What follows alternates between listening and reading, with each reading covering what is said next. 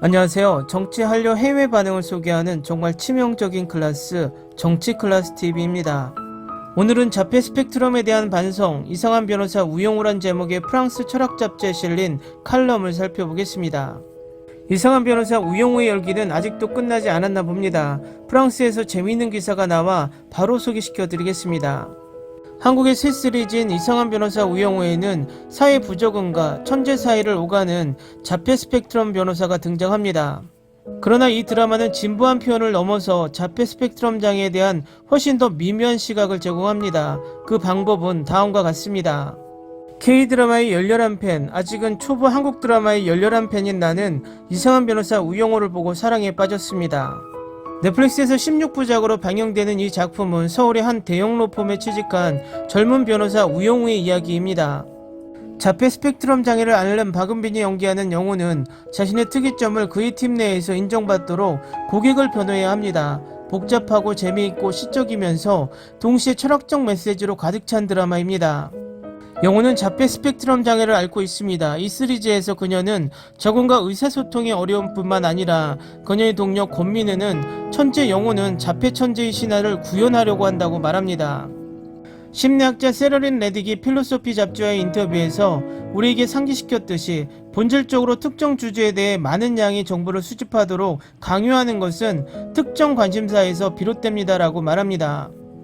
그들이 자신의 분야에서 일종의 초전문가가 되도록 하는 것, 그리하여 영우는 8살에 이웃에게 공격당한 아버지를 변호하기 위해 형법을 암기할 수 있게 됩니다. 몇 년 후 변호사가 된 그녀는 법에 대한 백과사전적 지식과 사진 기억력으로 사건을 훌륭하게 해결할 수 있었습니다. 이러한 천재적인 순간은 시각적 연결로 표현됩니다. 그녀는 눈을 감고 마치 그녀의 뇌에서 저장된 거대한 데이터베이스를 들여다보고 있는 것 같습니다.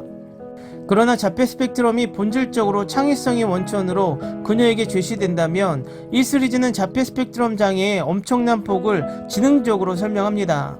3화에서 영우는 형을 살해한 혐의를 받는 자폐증 의뢰인을 변호해야 합니다. 그는 사무실 복도를 쿵쿵거리며 걷는 거대한 청년입니다. 선글라스와 머리에 캡모자, 그는 어머니 없이 아무것도 할 수 없고 6살짜리 아이처럼 행동하며 형에게 일어난 일을 포함하여 의사소통을 할 수 없습니다. 자폐 스펙트럼을 가진 아이의 어머니가 쓴 프랑스 자전소설 역사가 없는 아이에서 저자는 사회에 적응하고 빛날 수 있는 훌륭한 자폐인을 우리가 어떻게 받아들여야 할지 더 모르는 더 깊은 장애를 가진 자폐를 보여줌으로써 개인 사이에 이러한 격차가 있음을 말합니다.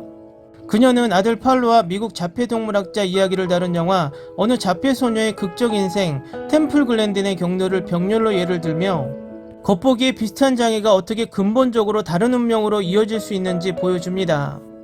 이러한 영화 의뢰인의 구분은 템플과 폴의 구분과 교차하며 비슷한 질문을 던질 수 있습니다. 영우의 장애는 그가 서고 걷고 행동하는 방식에서 규칙적으로 나타납니다. 이 시리즈는 언뜻 보기에 기발하고 독특한 것처럼 보일 수 있는 코믹한 장면을 사용합니다. 예를 들어 그녀는 방에 들어가기 전에 눈을 감고 누군가에게 자신을 소개하기 전에 동일한 일련의 단어를 반복하거나 심지어 매일 똑같은 식사를 해야 합니다. 가장 재미있는 요소 중 하나는 에피소드를 통해 빌딩의 회전문을 통과하는 그의 어려움입니다. 규칙적인 회전을 따라가지 못합니다.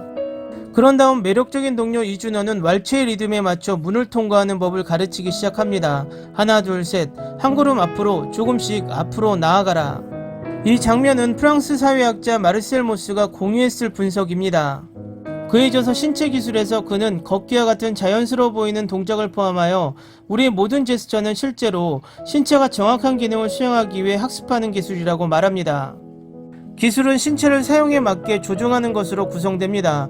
영우가 이 동작을 쉽게 수행하는 데 어려움을 겪는 것은 사회적 상황의 함축적 의미를 파악하지 못하는 자폐 스펙트럼과 관련이 있습니다. 준호의 솔루션은 우리의 일상적인 움직임이 완벽하게 자연스러워질 때까지 속도를 조절하고 안무하고 연습하는 방법을 시적으로 보여줍니다. 드라마의 가장 중요한 에피소드 중 하나에서 영우의 상사인 정명석은 자신이 위암에 걸렸다는 사실을 알게 됩니다. 이 진단은 그로 하여금 자신의 존재 전체, 특히 변호사로서 성공하기 위해 치러야 했던 개인적인 희생에 의문을 제기하게 만듭니다. 한국의 가장 놀라운 풍경이 있는 제주도에서 그는 여행을 통해 자신의 가장 소중한 추억을 떠올리게 합니다. 그곳에서 그는 자신이 가장 좋아하는 국수집인 행복국수집을 찾지만 폐점되었고, 그런 다음 동료들은 이 특별한 맛인 이 육수를 다시 요리할 수 있는 요리사를 찾기 시작했습니다.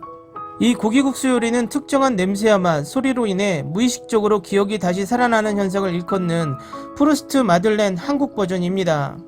마르실 프루스트의 저서에서 설명한 차 한 잔에 담근 마들렌의 맛에 의해 유발되는 과거의 접촉, 냄새와 맛은 영혼처럼 오랫동안 기억되고 기다리고 희망하고 거대한 기억의 건물에 남아있습니다 라고 쓰여 있습니다.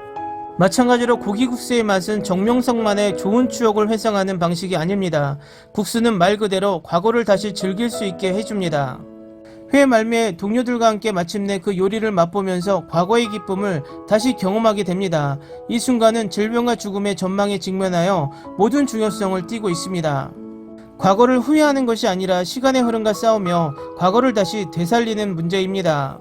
정명석의 면처럼 프루스트의 마들렌은 과거가 다시 현재가 될 수 있다는 신호이자 다시 얻는 시간에 대한 보상을 이 드라마는 보여줍니다. 칼럼 잘 보셨나요? 프랑스 철학 잡지라 참 철학적으로 이 드라마를 분석하고 있는 것이 재미있습니다. 결론은 아직도 우용우의 열풍은 끝나지 않았다입니다.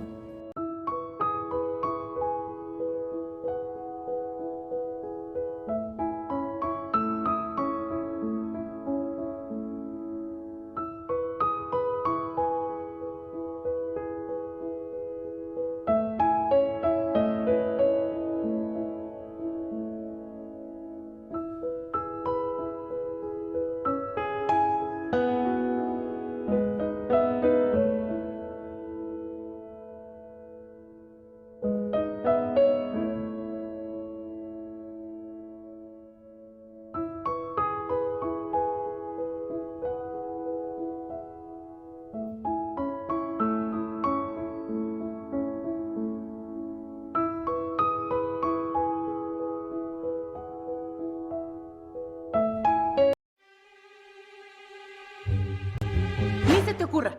Olvida el ganso y los tomates. No hables de las ballenas. No es un acuario. No actúes como tonta. Sé que eras una genio. ¿Sí? No vayas a presumir, a la gente no le gusta eso. Y no digas cosas sin sentido. Y bueno, ¿terminamos? Hasta pronto. Abogada, tengo mucha curiosidad por conocerla. 재밌게 잘 보셨나요? 여러분의 구독, 좋아요, 댓글은 컨텐츠 제작에 큰 힘이 됩니다. 재밌게 보셨다면 꼭 부탁드립니다. 좋은 영상으로 보답해 드리겠습니다. 시원한 가을 만끽하는 하루 되시기 바랍니다.